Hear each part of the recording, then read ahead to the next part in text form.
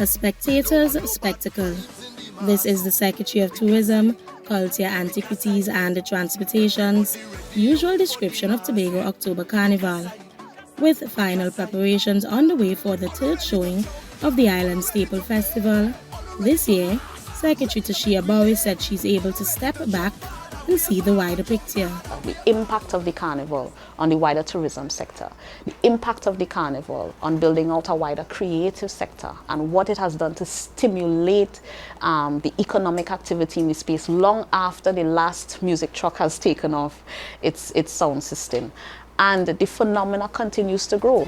This year, there has been a $3 million reduction in the carnival budget when compared to 2023's $12 million allocation. Ms. Burris said it is all about sustainability. In year one, we had to acquire a lot of assets to be able to execute the carnival. We are not buying new assets every year, so that we have elements from year one and year two that we acquire that we're using this year. So all of that has led to a reduction in the budget.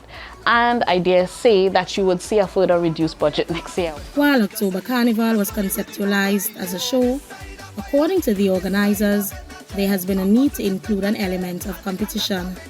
Hence, the development of Monarchs of Mars this year. And though for October, adults had take center stage, for National Carnival, it will be children's time to shine. That's a policy shift that we're looking to have happen as early as next year, that the kiddies will have their stage to prance on next year. So that we want to be able to quickly establish that October is really for the adults.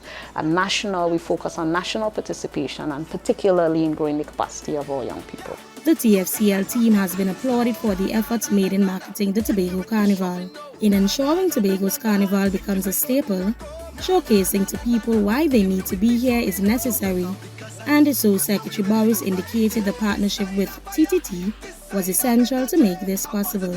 Well, this carnival product in October is something that has to be broadcast to a global audience. So what better partner than TTT to be able to do that for us? Yes, we have our local media partners in Tobago, but we feel that by year three, we've really done a lot of work in trying to build a product that we can showcase to the rest of the world. A highlight of the carnival, as was done in previous years, is the presentation of other cultures. This year, the Chinese will be on display. So they're supposed to have their traditional dancing and their traditional drumming. I don't even want to say what, but you know what, their dragon dance and their lion dance. So I'm excited to see that on the streets. Many more surprises are underway, and a few were let out of the bag. We'll be welcoming Calypso Rose this year, who is almost like our patron of the carnival this year, and we'll be happy to have her home to be able to celebrate as our Calypso icon. We have some street renamings to do. With every event, there are challenges, and the Secretary Burris said Tobago's Carnival's biggest is transporting thousands who wish to make it to Tobago for the festivities. However, she applauded transportation stakeholders for doing their best. They have said to us that they've put on as many flights as they can. And the reality is that it will never be enough for the amount of people who want to come. So hopefully by this time next year, we have some other operators in the space. We have some other persons who are able to take up the slack. We're looking forward to the opening of the new airport terminal because that would allow some of that to happen.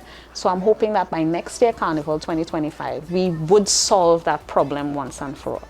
But for now, I have to say thank you to the Port Authority because they always come up to scratch. They always are able to put on the kind of, the amount of seats that we need. The THA Tourism Secretary is urging all to come to Tobago's Carnival on October 25th to 27th. Carissa Douglas, TTT News. Everybody ready up for the mass. All ready to jump.